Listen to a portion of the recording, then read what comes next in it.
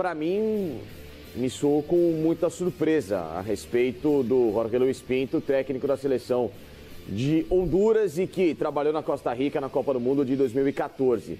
O nome dele foi Ventes e ele respondeu dizendo o seguinte: bom, eu recebi sondagens por meio de empresários brasileiros, evidentemente possa entender do Flamengo, né, ou pessoas, né, ligadas ao clube, que a calculação nada concreta em relação ao nome, mas entende-se que o Flamengo trabalha já com o plano B, que pode ser o Jorge Luis Pinto. Pode ser também, como saiu a notícia no futebol mexicano, do técnico Tuca Ferretti. Para quem não sabe, um técnico muito conceituado por lá, brasileiro, mas trabalha por lá desde 1991.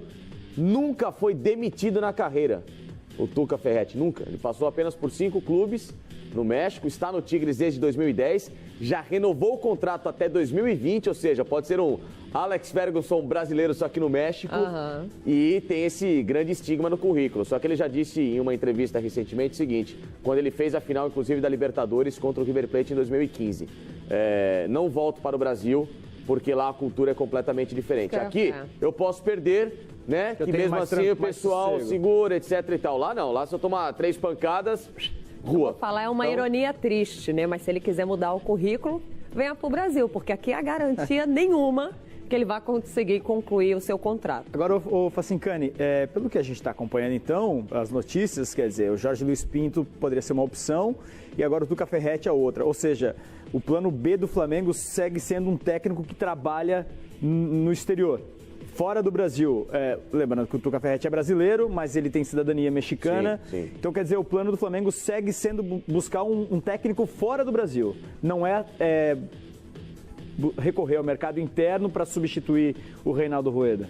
Pontualmente, pode ser que, em caso de acerto, o Paulo César Carpegiani, que seria contratado para ser aqui, né? Se a gente for pegar a carreira do Carpegiani, em 2008 ele foi o técnico da seleção paraguaia que quase tira a França naquela epopeia, melhor defesa da competição naquele ano, enfim, de Gamarra, já o time, né? O Gamarra, inclusive, não fez falta naquela Copa do Mundo da França, enfim, ele fez um timaço e que, infelizmente, sucumbiu no gol de ouro, mas faz muito tempo já.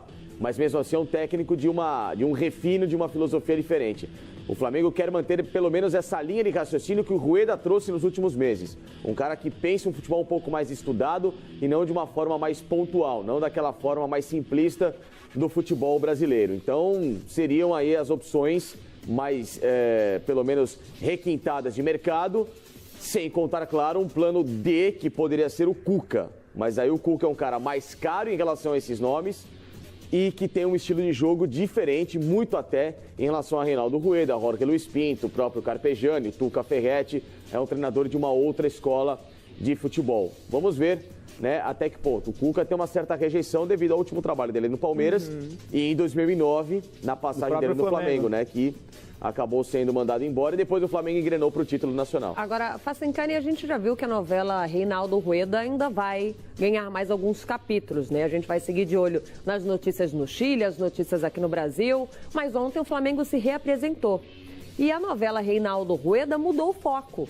Nós falamos pouquíssimo sobre reforço para o Flamengo. O que você acompanhou ontem na reapresentação, já que no final da temporada de 2017, o torcedor tinha montado uma barca, olha, pode liberar esse, aquele, eles liberaram uma barca, a barca não foi, mas também não chegou nenhum barquinho.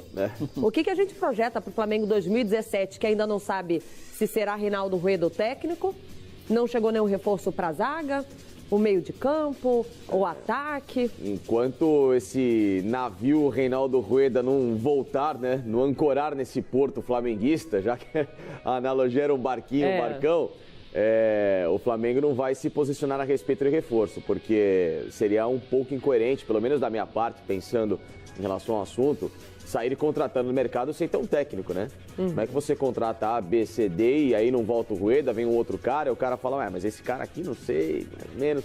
Então não funciona muito bem. O Flamengo aguarda o posicionamento oficial do Rueda, que deve ocorrer até a próxima segunda-feira, quando ele é esperado aqui no Brasil para pelo menos dizer, olha, até logo ou então eu fico. Né? Então ele ratificando a posição, em consideração, Tribunal Arbitral, o chamado CAS lá no Zurique. Então, pelo menos enquanto essa novidade não for completamente resolvida, ele segue nesse impasse, nessa dúvida. Eu, né, pela necessidade de mercado e do que o futebol do Guerreiro oferece, renovaria por pelo menos mais 1 ano e meio com o Guerreiro até o final do ano que vem. Acho que valeria a pena. É um jogador, para mim, muito útil e muito bom atleta para o estilo de jogo que o Flamengo busca, não só nessa temporada, mas visando o próprio futuro da equipe. Agora, a única coisa que eu acho, com todo o perdão da palavra já logo cedo, cretina, é a seguinte: essa punição impedir o atleta até de treinar com o grupo. Pesado. Gente, ele não é um criminoso, ele não é um perigo à sociedade, não é perigo ao clube. Ele não entrar em campo, ok, Guerreiro, então você está suspenso, você fica fora da lista de jogadores que vão participar. Agora, ele não poder entrar no clube que ele tem contrato para treinar com o grupo, para manter a forma, o entrosamento, seja lá o que ele quiser, isso é, sabe, de uma idiotice, assim, que não entra na minha cabeça, sabe? Você pode punir o jogador em campo, na esfera esportiva, competitiva, oficial. Agora, no clube onde ele trabalha, onde ele tem contrato e tem, por direito, pelo menos exercer a função dele e justificar o salário que ele recebe, eu acho isso já de uma idiotice, assim, das maiores, não faz o menor sentido. O Guerreiro tinha total liberdade para, pelo menos, manter a forma dele já na reapresentação que foi ontem, com essa parte do elenco que, evidentemente, não deve fazer muito protagonismo em 2018 com o restante dos jogadores do Flamengo. Você falou na renovação de contrato do Guerreiro, vale a gente lembrar até que na temporada 2017 foi o melhor ano do Guerreiro em termos de gols, né? Marcou 20 gols, ou um pouquinho mais do que 20 gols na temporada, foi a melhor média que ele já teve em toda a carreira.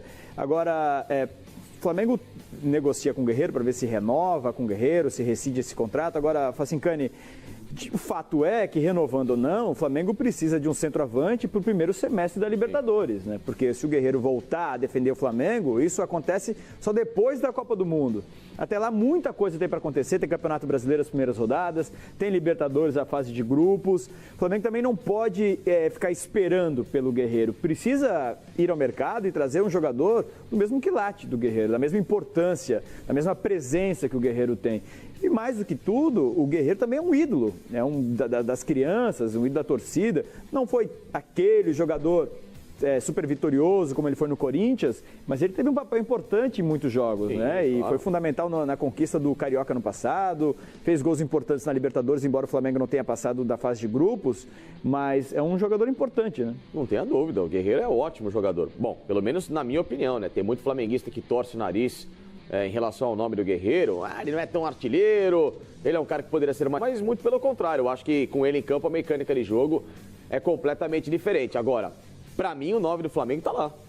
Felipe Viseu? Pô, o Viseu terminou o ano bem, com moral, artilheiro da Sul-Americana. O garoto começou a maturar agora e teve uma sequência, e com a sequência rendeu.